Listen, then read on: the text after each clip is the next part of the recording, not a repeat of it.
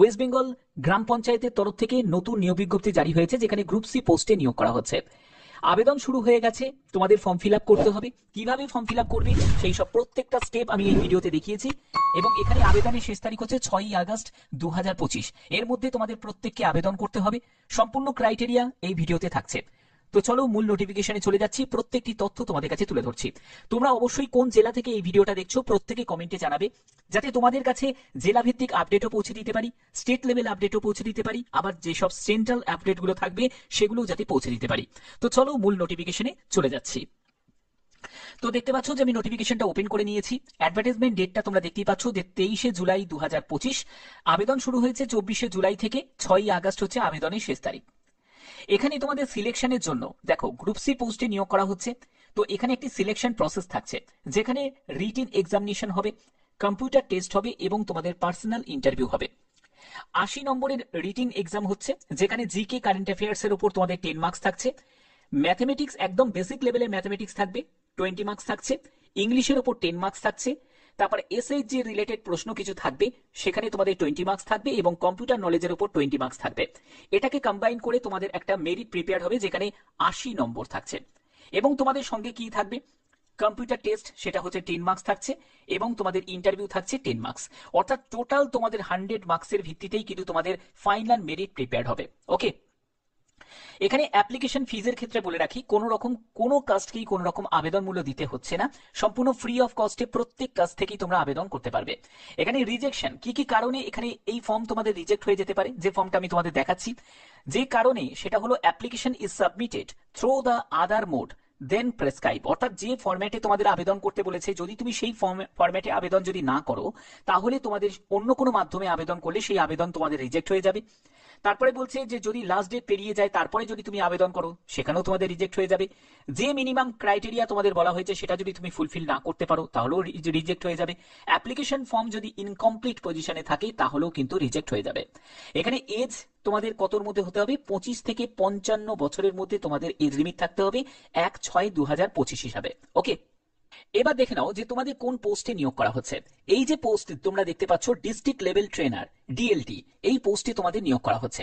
এই পোস্টের জন্য আবেদন করতে গেলে তোমাদের যোগ্যতা কি প্রয়োজন, সেটা হলো গ্র্যাজুয়েশন যোগ্যতা তোমাদের প্রয়োজন আছে। এবং এখানে আবেদন করার জন্য যে ফর্মটা তোমরা দেখতে পাচ্ছ, এই ফর্মটা তোমাদের ফিল আপ করতে হবে।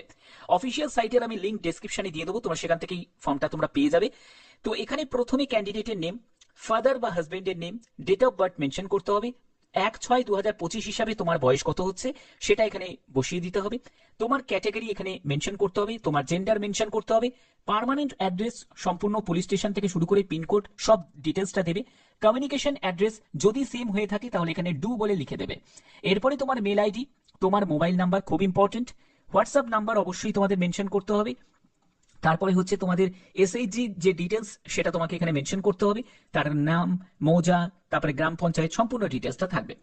এডুকেশন কোয়ালিফিকেশনের ক্ষেত্রে বলে রাখি, একেবারে তোমরা দেখতেই পাচ্ছ যে এইচএস থেকে তোমরা শুরু করবে, তারপরে তোমার গ্র্যাজুয়েশন বা যা তোমার হায়ার কোয়ালিফিকেশন আছে সেটা তুমি মেনশন করবে। কোন ইয়ারে পাস করেছো, কোন স্কুল বা কলেজের নাম, কোন বোর্ড থেকে পাস করেছো, টোটাল মার্কস কত ছিল, তুমি কত নম্বর পেয়েছো, কোন ডিভিশনে পাস করেছো, এগুলো তোমাকে এখানে মেনশন করতে হবে। এর পরবর্তী হচ্ছে তোমাদের যদি ওয়ার্ক এক্সপিরিয়েন্স থাকে সেই ডিটেলসটা কিন্তু এখানে মেনশন করতে হবে। এরপরে হচ্ছে কম্পিউটার নলেজের জায়গা, যেখানে তোমার যদি কোনো বেসিক কম্পিউটারের নলেজ থাকে তাহলে সেটাও কিন্তু এখানে মেনশন করতে পারো। এরপরে তোমাদের দেখতেই পাচ্ছ যে এনক্লোজার্সে কি কি তোমাদের ডকুমেন্টস এখানে নিড আছে সেগুলো তোমাদের বলে দেওয়া হয়েছে। এখানে যদি একটি ডকুমেন্টসও যদি তুমি স্কিপ করে যাও তাহলে সেই আবেদন কিন্তু রিজেক্ট হয়ে যাবে। তার জন্যই তোমাদের বলে দেওয়া যে এডুকেশন কোয়ালিফিকেশনের প্রুফ অর্থাৎ সার্টিফিকেট মার্কশিট লাগছে, ইনক্লুডিং কম্পিউটার সার্টিফিকেট, সেটাও কিন্তু প্রয়োজন আছে। এজ প্রুফ ডকুমেন্ট, সেখানে ডেট অফ বার্থের সার্টিফিকেট হতে পারে বা তোমাদের 10th এর অ্যাডমিট কার্ড বা মার্কশিট হতে পারে। তারপরে রেসিডেন্সিয়াল প্রুফ, যেখানে আধার কার্ড হলেও কিন্তু চলে যায়। তারপরে ওয়ার্ক এক্সপিরিয়েন্স যদি থাকে সেই সার্টিফিকেট দিতে হবে। এরপরে ডেট এবং প্লেস তোমাকে মেনশন করতে হবে, ফুল সিগনেচার তোমাকে করতে হবে। এগুলো কিন্তু তোমাকে ফুলফিল করেই তোমাদের আবেদন করতে হচ্ছে। ঠিক আছে, তো এবার দেখো তোমরা যারা যারা আবেদন করবে, তো এবার দেখো যে তোমাদের এই যে নিয়োগটি করা হচ্ছে, যেখানে তোমাদের বেতন কেমন থাকবে, এখানে হচ্ছে যে নো ওয়ার্ক নো পে, মানে তুমি যেদিন কাজ করবে সেদিনের তোমাকে টাকা দিয়ে দেওয়া হবে, যেদিন তুমি কাজ করবে না সেদিনের কোনো টাকা থাকছে না। তো অর্থাৎ 600 টাকা করে পার ডে হিসাবে তোমাদের মানে বেতন বা রেমুনারেশন বলতে পারো। যদি তুমি 30 দিনের হিসাব করো, আসলে তো 30 দিনের হয় না, তবে 30 দিন যদি হিসাব করা হয়, তার মানে মোটামুটি ধরা যেতে পারে যে 18,000 টাকা মতো তোমাদের মাসিক একটা রেমুনারেশন তোমরা পাচ্ছ। তবে এটা কিন্তু সম্পূর্ণ ডেইলি বেসিসে, মানে তুমি যেদিন কাজ থাকবে সেদিনই তোমার এই 600 টাকা তোমাকে সঙ্গে সঙ্গে পে করে দেওয়া হবে। এটাই হচ্ছে মেন ব্যাপার। ওকে, তো এই যে বিজ্ঞপ্তি তোমাদের জারি হয়েছে, যেটা হচ্ছে পূর্ব মেদিনীপুর জেলার তরফ থেকে এই বিজ্ঞপ্তি জারি হয়েছে, এরকম কিন্তু প্রত্যেকটা জেলার কিন্তু স্টেপ বাই স্টেপ বিজ্ঞপ্তি জারি হবে। তার জন্যই বলছি তোমরা অবশ্যই তোমার জেলার নামটা কমেন্ট বক্সে এক্ষুনি জানিয়ে দাও, ঠিক আছে? এবং তোমাদের এখানে টোটাল শূন্যপদ হচ্ছে 22টি আছে, যেখানে ডিএলটি পোস্টে তোমাদের নিয়োগ করা হচ্ছে, একদম গ্রুপ সি ক্যাটাগরি পোস্ট। এখানে এলিজিবিলিটি ক্রাইটেরিয়া হিসাবে 30 থেকে 55 বছরের মধ্যে তোমার বয়স হতে হবে, এবং তোমাদের পরবর্তী যেটি বলা হচ্ছে যে অ্যাটলিস্ট তোমার গ্র্যাজুয়েশন যোগ্যতা থাকতে হবে, যে কোনো শাখায় গ্র্যাজুয়েশন যোগ্যতা থাকতে হবে। তবে যদি হায়ার কোয়ালিফিকেশন থাকে তারাও আবেদন করতে পারে। 5 বছরের তোমাদের সেলফ হেল্প গ্রুপে কাজের অভিজ্ঞতা থাকাটাও প্রয়োজন, এবং অবশ্যই সেলফ হেল্প গ্রুপে তোমাদের মেম্বার হতে হবে, ঠিক আছে? যারা যারা আবেদন করছো তারা অবশ্যই ভালো করে একবার চেক আউট করে নেবে, তারপরে আবেদন করবে। এবং ডেসক্রিপশনে এর অফিসিয়াল সাইটের লিংক আমি ডেসক্রিপশনে দিয়ে দেবো, তোমরা সেখান থেকে তোমরা ডাইরেক্ট ভিজিট করে একবার চেক আউট করে নিতে পারবে। এখানে যারা লোকাল ক্যান্ডিডেট আছো, এরকমই কিন্তু জেলা ভিত্তিক আপডেটগুলো তোমাদের প্রতিদিন বিভিন্ন বিভিন্ন আপডেটগুলো বেরোচ্ছে, যে আপডেটগুলো তোমাদের কাছে আমি পৌঁছে দিচ্ছি। আর এরকমই যদি তোমরা গুরুত্বপূর্ণ আপডেট পেতে চাও, আমি আবার বলছি চ্যানেলটাকে সাবস্ক্রাইব করে রাখো, কারণ এই চ্যানেলের মাধ্যমে তোমাদের জেলা ভিত্তিক হোক, স্টেট লেভেল হোক বা ডিস্ট্রিক্ট লেভেল আপডেট হোক, প্রত্যেকটা আপডেট তোমাদের কাছে পৌঁছে যাবে।